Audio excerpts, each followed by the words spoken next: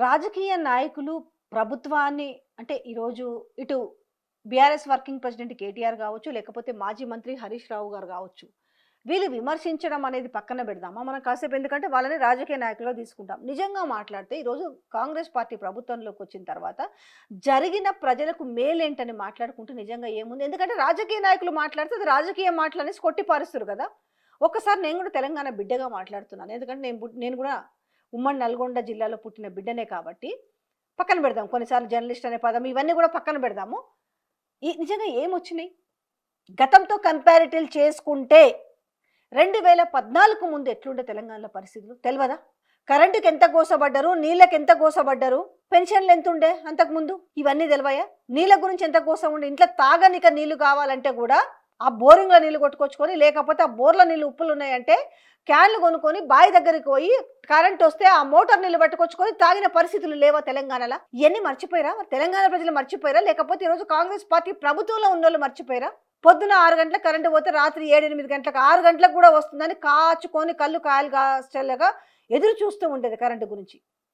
ఇక మోటార్లు పెట్టడానికి త్రీ ఫేజ్ కరెంటు కావాలంటే ఎప్పుడో వస్తే రాత్రిపూట వేస్తే అర్ధరాత్రి పోయి మోటార్లు పెట్టుకొని షాకులకు గురై, పాముల కాట్లకు గురై, తేలకాట్లకు గురై చచ్చిపోయిన వాళ్ళు లేరా?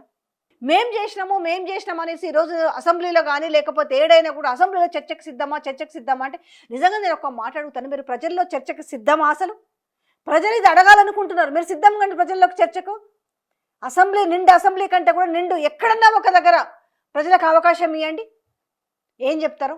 రుణమాఫీ అన్నారు. ఎంత రుణమాఫీ చేశారు? మీరు 30,000 కోట్ల రుణమాఫీ చేస్తామన్నారు. అందరికీ రుణమాఫీ కావాలి. మీరు ఇచ్చిన హామీ ప్రకారము ఎక్కడ రాహుల్ గాంధీ ఆధ్వర్యంలో రాహుల్ గాంధీ ఉండగా స్వయాన రైతు డిక్లరేషన్ చేసిరు. ఏం చేసిరు? రైతులందరికీ 2 లక్షల రుణమాఫీ ఏకకాలంలో, రైతు బంధును కాస్త రైతు భరోసా చేస్తున్నాము. ఎకరానికి 7,500 అంటే 2 దఫాలు కలిపి 2 పంటలు కలిపి 15,000 రూపాయలు ఇస్తామన్న విషయంగా చాలా చెప్పారు.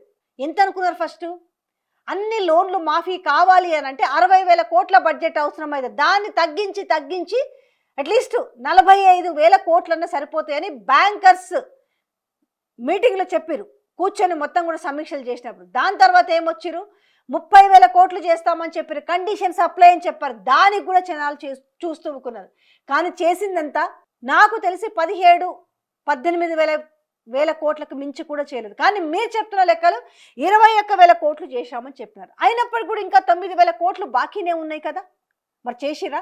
అది సంపూర్ణమైన రుణమాఫీ ఎట్లా అవుతుంది అనేసి ఏ రోజన్నా మీరు ప్రశ్న వేసుకున్నారా? చాలా గొప్పగా ఎవరు చేయలేదు, మీరే చెప్పారు కదా నోటితోటి. డిసెంబర్ 9వ తేదీన ఒక్క రోజుల్లోనే ఏకకాలంలో రుణమాఫీ చేస్తామన్నారు. చేసిరా?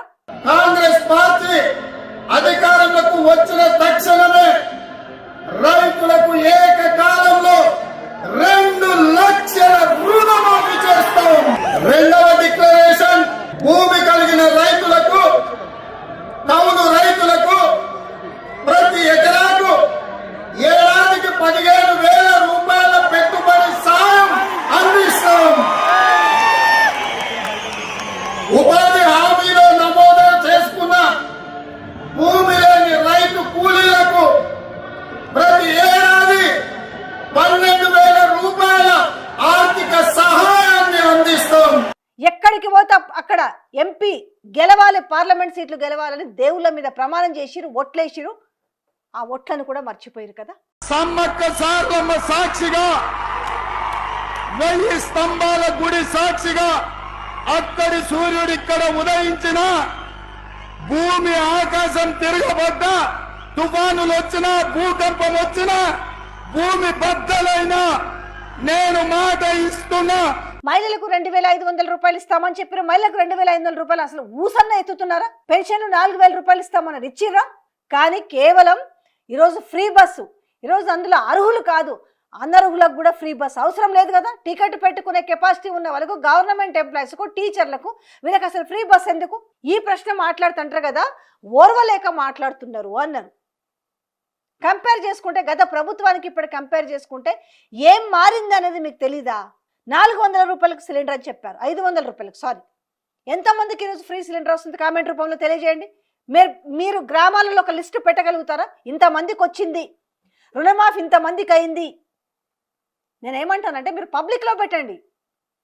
అసెంబ్లీ కంటే కూడా, అసెంబ్లీలో ఎందుకంటే మీరు మాత్రమే మాట్లాడగలుగుతారు కదా. ప్రశ్నించే వాళ్ళకి ఎట్లాగో మైక్ ఇవ్వరు, మైక్ కట్ చేస్తారు. అదే మీరు పబ్లిక్లోకి వస్తే ఏం ఘనత చూసి మిమ్మల్ని గెలిపిస్తున్నారు అనుకుంటున్నారు? ఏమన్నంటే మాకు పార్లమెంటులో 8 వచ్చినాయి, మాకు అందులో 65 వచ్చినాయి, మేము అధికారంలోకి వచ్చినామని చెప్తారు కదా. ఏదో గుడ్డిలో మెల్లెలాగా వచ్చిర్రు అధికారంలోకి, కానీ తర్వాత జరుగుతున్నది ఏంటి? ఎంతసేపు ఒక పిఆర్ స్టంట్స్ మీద ముందుకు పోతున్న వైనమే కనిపిస్తుంది కదా. ఇలా జనాలకు తెలియదా? అందుకే కదా జెడ్పీటీసీ ఎంపీటీసీ ఎలక్షన్లో కూడా పెట్టే ధైర్యం లేక వెనకడుగు వేస్తున్న వైనం కూడా కనిపిస్తుంది కదా. ఈరోజు మీరు పెద్దలు వాళ్ళకి చెప్తారా? అవ్వాతాతలకు సమాధానం చెప్తారా? వితంతువులకు సమాధానం చెప్పగలుగుతారా? పెన్షన్ వచ్చే వాళ్ళకు, వికలాంగులకు సమాధానం చెప్పగలుగుతారా మీరు?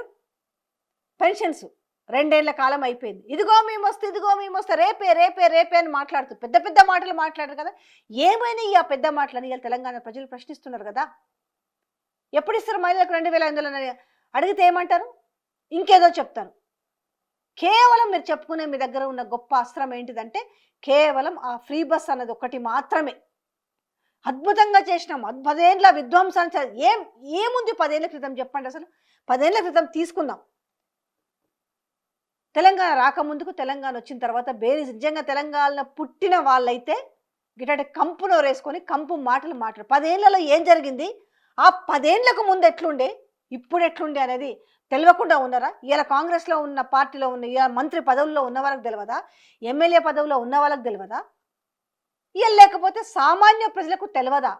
మా దగ్గరకు వస్తే మేమేందో చూపిస్తామని ఇలా తెలంగాణ ప్రజలు అంటున్నారు.